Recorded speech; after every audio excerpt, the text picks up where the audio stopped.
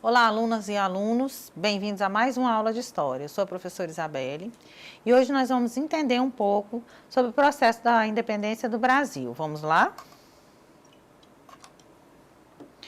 As causas da independência do Brasil. A independência do Brasil, ela tem uma grande ligação, uma forte relação com a transferência da corte portuguesa para a colônia, lá em 1808, Os acontecimentos que se passaram no intervalo desse tempo, entre 1828 a 1822, levaram ao desgaste da relação entre a elite brasileira, e sobretudo, do Sudeste, aí, com o Reino de Portugal.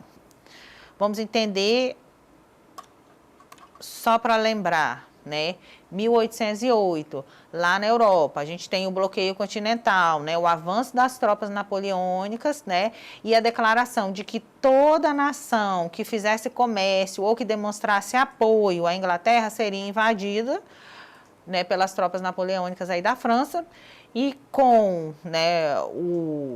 a indecisão ali do rei de Portugal, Dom João VI estava realmente numa posição difícil, o maior parceiro comercial de Portugal era a Inglaterra.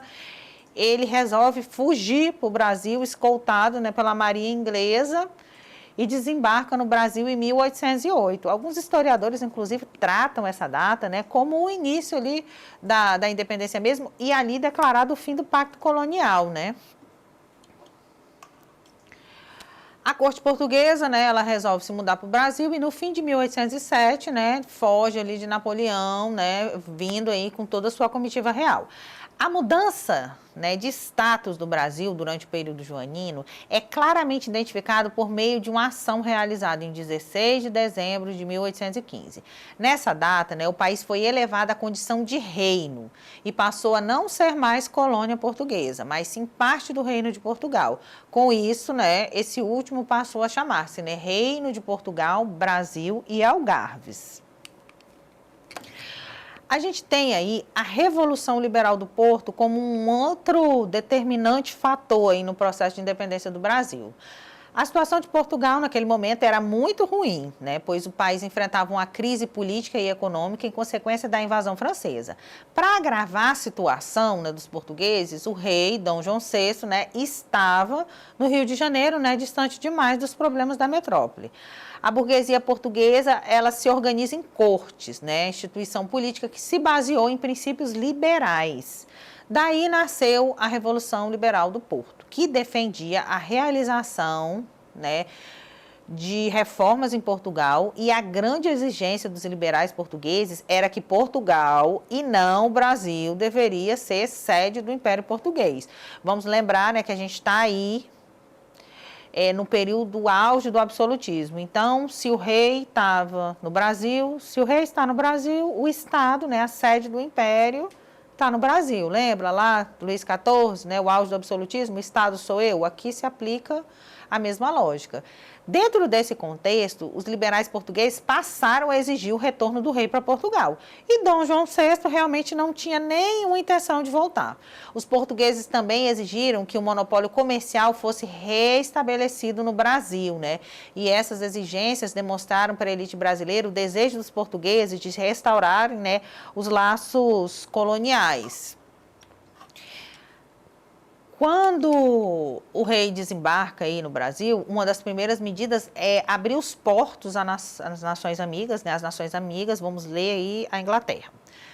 Mas, de qualquer forma, estava aí dado o fim do exclusivo colonial português sobre o Brasil. O rei português passou a ser ameaçado, de ser destituído do trono se ele não retornasse. E assim acabou retornando para Portugal, em 26 de abril de 1821. O seu filho, Pedro de Alcântara, o famoso aí Dom Pedro I, foi deixado no Rio de Janeiro como príncipe regente do Brasil. As cortes portuguesas questionaram Dom João VI, quanto à permanência de Dom Pedro, o herdeiro do trono, no Brasil, e passaram a exigir o retorno do príncipe também. No Brasil, entendia-se que o retorno de Dom Pedro à corte portuguesa significaria um retorno da exploração portuguesa sobre o Brasil, restringindo a liberdade econômica e a autonomia política do Brasil. A elite econômica e intelectual brasileira, liderada aí por José Bonifácio, começa aí, inicia um movimento político, que assegurasse a permanência de Dom Pedro com o objetivo da independência. E aí a independência do Brasil aconteceu na medida em que a elite brasileira, né, percebeu que o desejo dos portugueses era reestabelecer os laços coloniais, né? E quando a relação ficou insustentável, né, o separatismo surgiu como uma opção política e o príncipe regente acabou sendo convencido, né, a seguir por esse caminho. Esse movimento foi chamado de Clube da Resistência, né? E ele exigia a permanência de Dom Pedro, né? Motivou, né, o Dom Pedro a desafiar a ordem das cortes e isso resultou no dia do fico, lá em 9 de janeiro de 1822. Na ocasião, o Dom Pedro I, né, anunciou publicamente que permaneceria no Brasil, né? Apesar de uma forte insatisfação, né, o separatismo ainda não era uma boa opção ali na cabeça dos portugueses. Mas a permanência do príncipe regente garantia a autonomia política e a liberdade econômica do país, né? A gente tem aí a famosa frase, né, Dom Pedro I, né, se é para o bem do povo, a felicidade geral da nação, diga que fico, né? E aí a relação entre Portugal e Brasil continuava ruim, né, de mal a pior. Em maio de 1822 foi decretado cumpra-se, né, a lei que determinava que as medidas aprovadas em Portugal só valeriam no Brasil se o Dom Pedro aprovasse.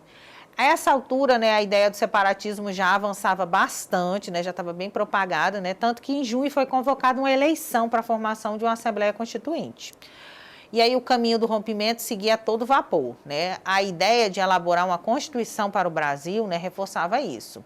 A forma como Dom Pedro ele conduziu esse processo, ela foi bastante influenciada por sua esposa, né, Dona Maria Leopoldina, e pelo seu conselheiro, que era o José Bonifácio.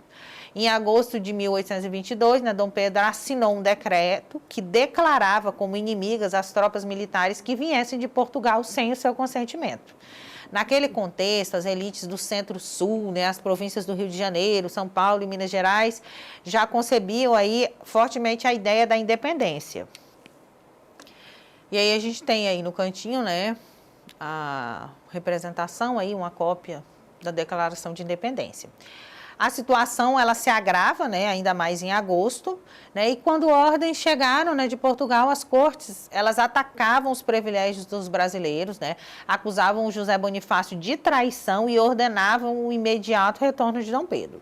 Isso fez, né, com que a Dona Maria Leopoldina ela convocasse uma sessão extraordinária, né, que foi presidida pelo José Bonifácio em 2 de setembro, e aí nessa sessão ficou decidido que era o momento de declarar a independência do Brasil, né. Uma declaração de independência ela foi redigida e enviada, né, junto às cartas portuguesas, né, para Dom Pedro, que estava em viagem para São Paulo, e o regente, né, na ocasião, acabou sendo alcançado pelo mensageiro no dia 7 de setembro de 1822.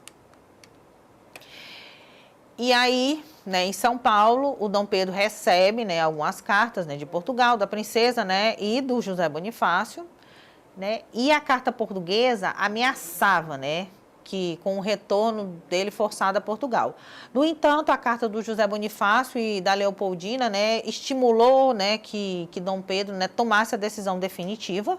Ou ele voltava como prisioneiro para Portugal, ou ele aceitava, né, o apoio das elites e proclamava a independência. Então, diante dessa situação, Dom Pedro, né, escolheu proclamar a independência, em 7 de setembro de 1822, né.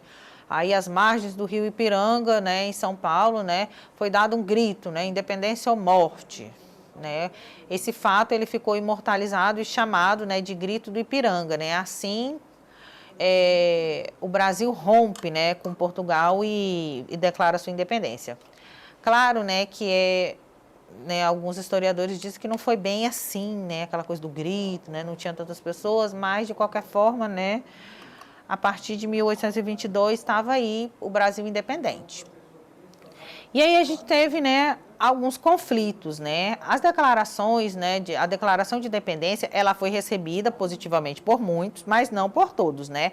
As províncias do Pará, da Bahia, do Maranhão e da Cisplatina, né, que hoje é o atual Uruguai, elas mantiveram-se fiéis a Portugal, né? E isso deu início ao que conhecemos hoje como a Guerra de Independência no Brasil, né? Composto por conflitos travados, né, isoladamente, né, em cada província e que se estenderam até 1824, né? Todas as províncias foram conquistadas pelas tropas brasileiras e Dom Pedro garantiu, né, o controle sobre todo o território E aí consegue, né, depois dessa derrota, né, como é que eu vou dizer, dos simpatizantes de Portugal, né, negociar, e aí parte, né, para a negociação do reconhecimento da independência do Brasil, né, que foi viabilizada aí primeiro pelos ingleses.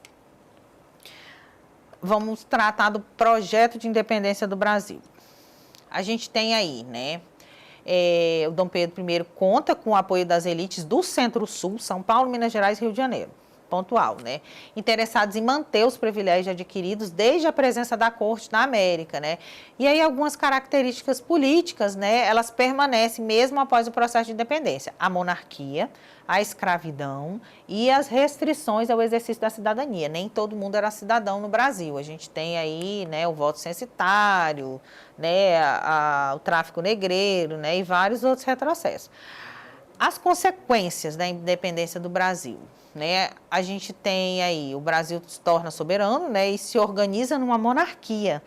Na América do Sul, né, como é sabido, o Brasil foi a única monarquia, né? Todas as outras nações, todas se tornaram repúblicas. O Dom Pedro, ele foi coroado imperador e nomeado como Dom Pedro I em 1º de dezembro de 1822 e com isso, né, foi inaugurado o primeiro reinado, que dura de 1822 a 1831. Outra consequência da independência foi o endividamento do país, né, já que Portugal cobrou 2 milhões de libras esterlinas, né, como indenização, né, para reconhecer a independência do Brasil. E aí, a independência, ela representa o fim do domínio português na América. Entretanto, né, para a maioria da população, ela não apresenta mudanças profundas, né? Não foi um governo proclamado pela maioria da população, né? A escravidão continua, né? Muitas medidas impopulares, elas foram mantidas, né? De grosso modo, para a grande população, a população de massa, a independência não representou nenhuma mudança. Vamos exercitar um pouco do que nós aprendemos na aula de hoje. O que é importante frisar, né? Que esse processo de independência, ele começa a ser construído ali com a vinda das cortes portuguesas para o Brasil em 1808, né? E se desenha, ali se consolida com a relação insustentável que se tornou, né, entre Brasil e Portugal. É importante também a gente frisar que o Brasil é o único, só tem uma monarquia na América independente, todas as outras nações, né, são formadas por repúblicas. E uma outra, não houve mudança no cotidiano social. O Brasil continua sendo uma monarquia, né, inclusive uma monarquia que é governada pelo príncipe herdeiro da colônia que a gente tinha.